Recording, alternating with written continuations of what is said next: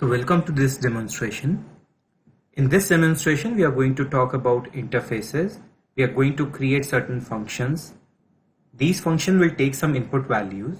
These input values will be of type object and would be a custom defined object.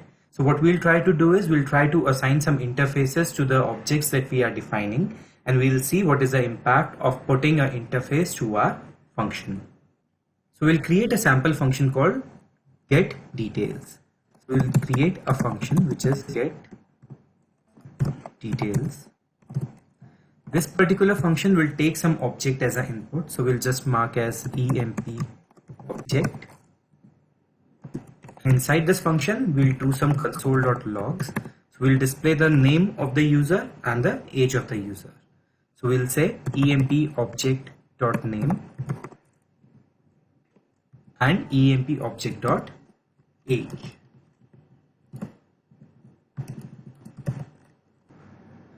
We can console log some other data as well. So let's say this object might be having some designation variable. So we'll do console.log emp object.designation.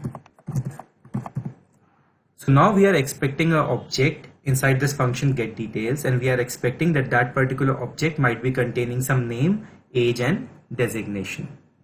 So once we have created this function, we'll try to invoke this function using certain object. So next we'll create an object employee. This employee might be containing some parameters for name, age and designation. So we'll be having some name, age value and some designation. So once we have declared this object, we'll use this object and we'll call the function getDetails. So I'll call the function getDetails, and to this function I'll pass my object employee. Let's invoke this function and see what's the output. Over here we can see that we got in the console message the name, age and the designation. So we have demo, 20 and developer. So what we have inside this function is at least expecting from us certain input properties which are name, age and designation. What would happen in case this particular designation property is missing from the object that we have created? So let's remove this particular property designation.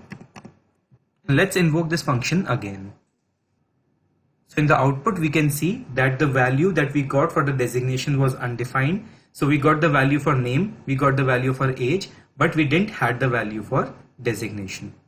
So what we need to do next is we need to at least ensure that this particular object that we have created employee, it should at least contain three properties, name, age and designation. There might be more than these three properties, but these three properties are the bare minimum requirement in order to run this particular function. So we do not have a type defined for this particular object employee. Next we need to create an interface over here which will define a type of type iEmployee. This iEmployee interface will tell that we need to have at least three properties, name, age and designation, in order to invoke this particular function. So now let's create an interface that defines what kind of object can be a part of a getDetails function. So in order to create an interface, on the top I'll put interface. The name of the interface that we want is iEmployee. So this interface will define what all properties we require and what are the type of those properties. So the least number of properties that we require inside this particular interface is name, and we'll specify the type of this particular name property as string. The next we require a age variable which should be of type number, and the third one we want designation, and this particular variable should be of type string.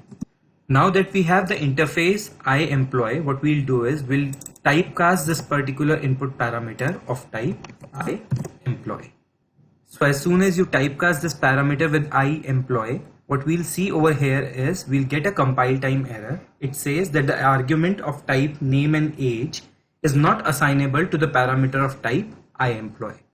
So what this error means is that this particular iEmployee was expecting at least name, age and designation, and what we are passing inside an employee object is just name and age, wherein this designation keyword or this designation property is still missing. So this is giving us a compile time error, specifying that this particular function cannot be invoked with this particular parameter employee, since it does not contain a designation property. Now let's add a property designation to this employee object.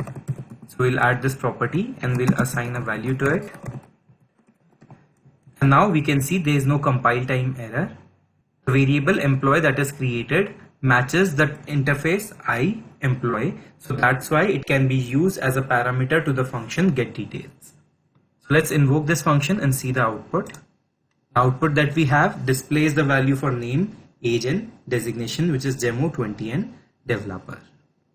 So as we said, since we are defining an interface, we are expecting at least these three properties, name, age and designation. What would happen if we have a fourth property over here which says salary? So I can add a fourth property over here which is salary. Even if we are having an object which contains more than the required property, it does not complain for a compile time error. So again, this particular object is good enough to be used inside a get details because it fulfills the bare minimalistic requirement for this particular I employee interface. Any property more than that particular I employee interface is definitely acceptable, but yeah, we need to have at least the property specified over there. If I typecast this particular variable employee with I employee, so what will happen in the background is it will try to evaluate this I employee with the employee object, and there would be a compile time error stating that this particular salary property was not expected inside the interface I employee.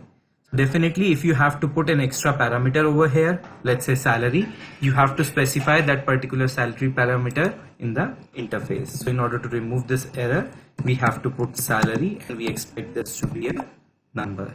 So now the salary variable that we have is of type number. Even if you change the type of this particular salary, this will again result in an error saying that salary was expecting a data of type number and it got string. So this way we are typecasting the entire employee object. We are specifying what properties are required and what are the type of those properties. And hence, while we are running this code, even before running that particular code, we have a compile time check which checks for the type and the kind of properties that has been added to a object. So next we can discuss the concept of optional parameter. So over here in the function that we have get details, we are using three properties, which is name, age and designation. Salary is an extra parameter. Even if you are not sending that particular parameter, it will have no impact on the function. So what we can say over here is for this particular get detail function to execute, the salary is an optional parameter since it is not getting used. So while declaring interfaces, we can mark certain parameters as optional. Right now the salary parameter is not optional, so if you just remove the salary parameter, it will result into a error stating that the salary parameter is not available. It is a missing parameter. We need to add it before we proceed further. But in case we mark this particular salary parameter as optional, in that case, even if we are not sending this particular parameter, there would be no error. So let's use a question mark. So we'll put a question mark over here. Putting a question mark after the salary property marks this property as an optional property. Let's save this function. And while creating this employee object, let's remove this salary. So now, since the salary property is optional, even if we are not passing that particular property while declaring this employee object, then also we are not having any compile time error. So let's quickly run this code to see whether we have any runtime error or not. So during execution, we can see that we didn't receive any runtime error. So we can say that interfaces can be used in order to define some custom types. These types can be used across the application, and since we are now typecasting the custom objects with certain interfaces, it makes our program more reliable.